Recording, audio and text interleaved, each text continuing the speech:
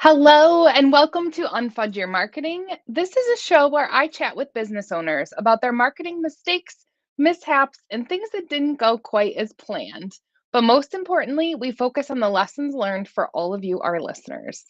I am your host. I'm Kristi Mitchell. I am a marketing strategist and consultant, and I work with service based business owners who have relied on referrals and word of mouth to build their businesses. And they know in order to take their business to the next level, they need to finally think more strategically about their marketing efforts. Today is a solo episode. I had a guest lined up and they had an unexpected last minute schedule change. They were unable to join me. So I did not want to cancel the episode. I am here. I have a lot to share with you today. Well, not a lot. I have some thoughts that I want to share based on some discussions I've been having recently with service based business owners who might be going through some similar challenges, experiences that you might be having, and I really want to talk through some recommendations that I have on how to think more strategically about your marketing for the upcoming year. This is, getting close to year end at the time that we are recording this episode. And so I think it's, a time that a lot of business owners are using to reflect on what has gone well, what maybe they want to change moving forward for their marketing efforts. And so I just wanted to share some thoughts and ideas and some guidance for all of you in case you are one of those business owners in sitting in this place of reflection, contemplation, and planning for next year. So, a big thing that I have been hearing from business owners lately is that they have plans to grow. They really want to, take that business to the next level. I say that in quotes, depending on what that means for your business. Maybe it means hiring employees. Maybe it means hiring 1099 contractors to offload work.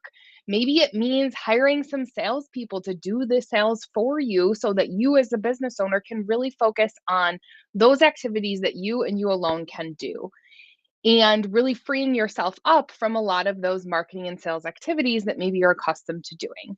So in a lot of conversations I've been having with business owners lately, they know that they're at this point where they have taken their business pretty far on their own, maybe building part of their team, working with some business coaches, sales coaches, those sorts of things to really kind of fine tune their offerings, the way that they're approaching what it is that they're selling, and they know that the marketing is kind of that area where they just haven't been strategic about it up until now. Some of them have really been able to build their business on referrals and relationships and networking, and it's taken them pretty far. In my experience, working with a variety of business owners at all stages, I think eventually the whole dependency on referrals and networking gets to a point where either it doesn't feel sustainable anymore because maybe you're feeling like you've kind of tapped out your network, or maybe you're just really still experiencing these huge swings in how much business is being generated for you. And so maybe you have, a busy season where you get a lot of inquiries, a lot of referrals being sent your way. And then you have these lulls where you're not getting inquiries and you just feel like, there's this up and down and you would really love to level it out more. And that's really what I see with a lot of business owners is that they just want to be able to generate new clients without always having to go out and proactively find them themselves, right? Through those networking groups, through maybe referral groups that you're a part of, through direct outreach to people in your network, checking in with them, seeing how they're doing, what's going on. Is there anything you can help them with? Do they know anybody who needs your services?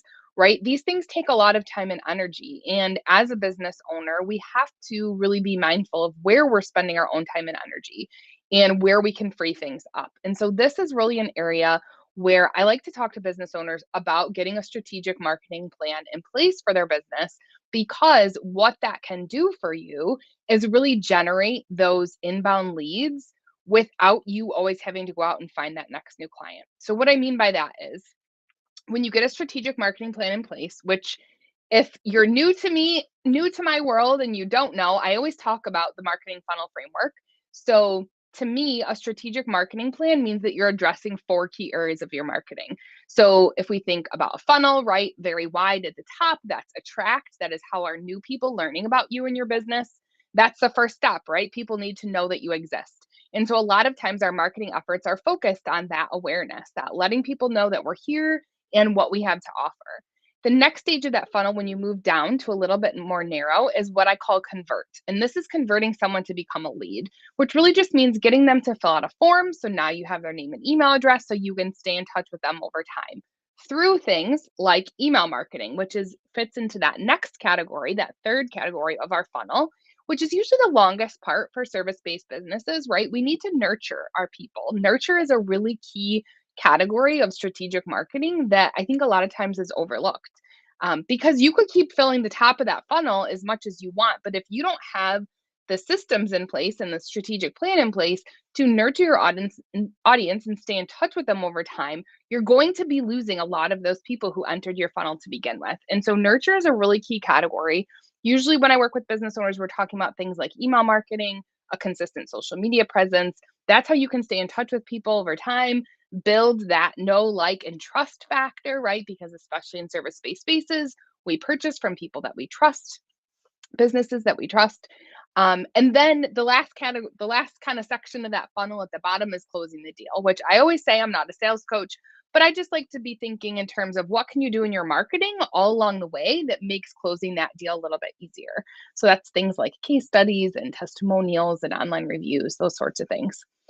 And so, as a business owner, if you can ensure that you're doing activities that address all 4 stages of that marketing funnel, again, it's attract, convert, nurture, and close. Those are the 4 sections of the funnel. If you can ensure that you have marketing activities going on each of those 4 stages of the marketing funnel, then you know that your marketing is working for you. You know that after you meet somebody and they get on your email list, they're going to still hear from you because you have your email marketing in place, for example. That's a big one that I see is a big miss for a lot of business owners is that they just keep going out and meeting more and more people through networking, through presentations that they give, through maybe podcasts that they get interviewed on, right? You can keep getting out in front of more and more people. But if you're not giving them a very tangible and specific way to take a next step and come into your world through something like a lead magnet, a freebie, a downloadable, all those terms we use interchangeably in the marketing world, it just means getting people to fill out a form in exchange for something of value. If you're not getting people to take that next step, then you're really limiting your ability to be able to stay in touch with them over time through something like email marketing. Because if you're not bringing them into your world, you're not getting their information, how are you going to stay in touch with them, right? It's not possible for you to remember and keep track of every single person that you've ever met or has heard you speak somewhere or seen you present somewhere, right? So this is where I'm talking. We need those marketing systems and that strategic plan in place so that things are working in the background for us. And we know that people are continuing to be nurtured by the activities that we're doing for our marketing. And so this is something that, again, I'm having a lot of conversations with business owners right now. And again, I think it's because it's year end. This is top of mind for a lot of business owners when they're thinking about planning for next year, right? They're thinking, okay, I know I want to grow. That's common for a lot of business owners. I know I want to do better next year than I did this year. And I know that marketing is one of those areas where maybe I haven't been super strategic. Maybe I've just kind of piecemealed it together and kind of flown by the seat of my pants and again really relied heavily on referrals and networking to build that marketing engine for you, and that is good. It usually helps. It usually is sustainable for a period of time, and eventually, like I said, it kind of dries up, or just the drastic ebbs and flows really just start grating on you, right? They start stressing you out. You're like, gosh, I really wish that I didn't just get spam form fills on my website. I wish legitimate people were coming to my website and asking to learn more about working with me. And so that's really the value in starting with a strategic marketing plan when you're talking about investing in your marketing, as opposed to, and I see this a lot, going out and hiring a specific marketing provider to do one thing for you on your marketing. And what I mean by that is sometimes business owners go out, they're like, okay, I know I need a new website. Mine is old. I haven't updated it. It doesn't, it doesn't really reflect what I want my online presence to be. So I'm going to go out and hire a website person to create a new website for me. Not to say that that's a bad idea. It might be a really great investment for you. But when you jump right to getting a new website without a full picture of what your entire marketing plan is going to look like, it doesn't give you the full results that you're capable of getting. So, for example, let's say you go out, you get a new website. Now it has updated photos, your updated offerings. It speaks more to the target audience that you've kind of refined over the years for your business. You're like, great, this website looks awesome. Was that website created thinking in terms of the marketing funnel, right? Having a strategic plan. Is that website optimized with keywords, strategic keywords that your target clients are going to be searching for online? That helps with the attract phase, right? If people are out searching on Google and they can arrive at your website for the solution that they're looking for, now you've just attracted them and brought them into your world. And again, going back to that marketing funnel, attract is the first stage. The second stage is convert. So now they're on your website. That's great. They know about you. You want them to take that next step. You want them to fill out a form for you. So on that brand new, shiny, lovely website that you have, do you have ways for people to convert? Do you have ways for them to fill out a form and come into your world? That could be as simple as a contact form, not the most compelling. Ideally, you want to have something like a really great lead magnet or freebie or downloadable, some sort of resource that I like to say is meatier than just a blog post, right? Blogs we access for free, they're not gated content. But some sort of resource that people are like, yes, I'm going to give you my name and email address for that piece of content because that sounds like something that will solve a problem that I have. Having a really great lead magnet on your website and making sure that people can easily find it and it's linked to from a bunch of different places so that it's front and center for people and they see this offer of like, oh, here's a free thing that I could download. That is where when you're thinking about a website, right? It's not just about having a nice, shiny, pretty looking new website. It's about approaching that website project with a strategic marketing plan in place. Okay, I'm going to optimize for keywords. That's going to help people find me in search. I'm going to have really great lead magnets and forms on my website so people can fill them out. And then I'm going to be really strategic with my email marketing next year. And I'm going to commit to emailing my list every 1 to 2 weeks, let's say. That's like the basis for a really great strategic marketing plan. But again, if you are thinking in terms of one singular marketing project or tactic, like, oh, I needed a new website, or, oh, I really need to hire a new social media person, I'm not saying you're not going to get results by investing in those separate tactics, but so often I hear from business owners who go that route and they don't end up getting results and they get frustrated and they're annoyed that they wasted money and they're disappointed in the results that they didn't see that they expected to see. And usually it's because they were lacking the strategy that tied everything together. So again, I'm not saying don't go invest in a website. Don't go and, hire specialized people to outsource your marketing to. But when you jump to execution without that strategic plan that underlies everything and ties it all together, I just see again, time and time again from business owners that I've chatted with that it just didn't produce the results that they wanted to. So if you are looking to prioritize your marketing in the year ahead, I strongly, strongly advise you to start with a strategy first. And there are some execution providers who do provide strategy. That's great. A lot of times the strategy is only in the realm of what they offer. So again, if you're hiring a social media person, they could probably create a content strategy for you that speaks to social media. They probably are not likely to create that full strategy that's going to tie in blog posts and social media and email marketing and show you how they can all work together. That's not typically the case. If you are considering hiring an agency, right? An agency has a lot of those execution providers under one roof. I would encourage you, if that is the route that you're looking to go, to be asking questions of those agencies that you're interviewing about strategy. what is the strategy that's going to underlie all of this? How do we make sure that it all ties together? What are the results that we might expect? Those are the kinds of questions you want to make sure you ask because, and I will tell you completely transparent, I've never worked at an agency. I've never been an employee at an agency before, so I don't have that background. But I can tell you from my experience talking with business owners that a lot of times they have hired agencies and then been shocked to find out that there was no strategic plan. So some agencies operate under this model where they just have, I would say, like a set recipe or a set of tactics that they just prescribe to all of their clients, right? So let's use a fun little analogy here. It would be like a doctor telling you just take some Advil, no matter what the problem is, right? Oh, my allergies are bothering me. Oh, I have a headache. Oh, I cut my foot open. Just take some Advil, you'll be fine, right? Like that's not realistic. That's not customed and catered to what the problem is or who the client is, right? To bring it back to service-based businesses.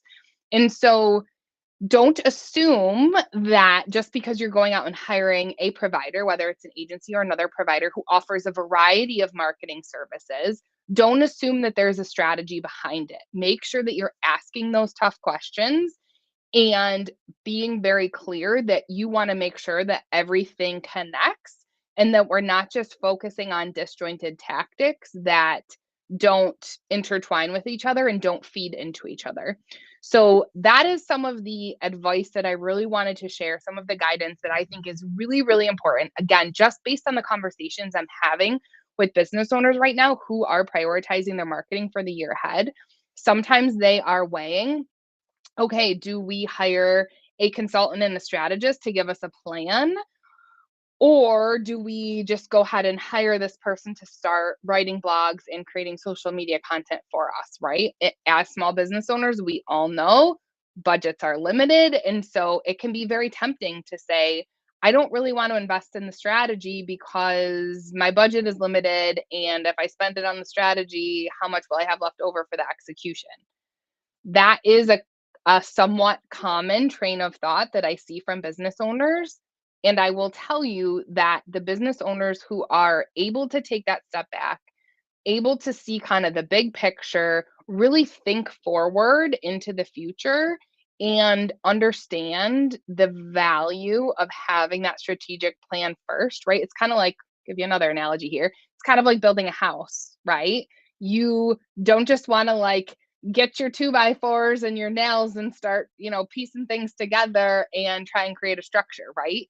You need to pour a solid foundation first on which you will build.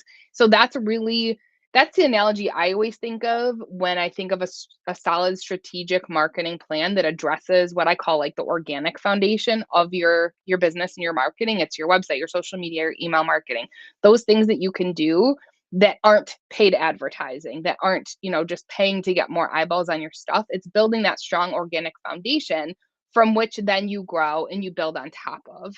So I would strongly encourage you to really take a step back before you decide how you're investing in your marketing in the year ahead and really get clear on what is it that you need. Do you truly need someone to go execute on something, or do you need to take a step back and make sure that you have those strategic organic foundational pieces in place first before you invest in the execution?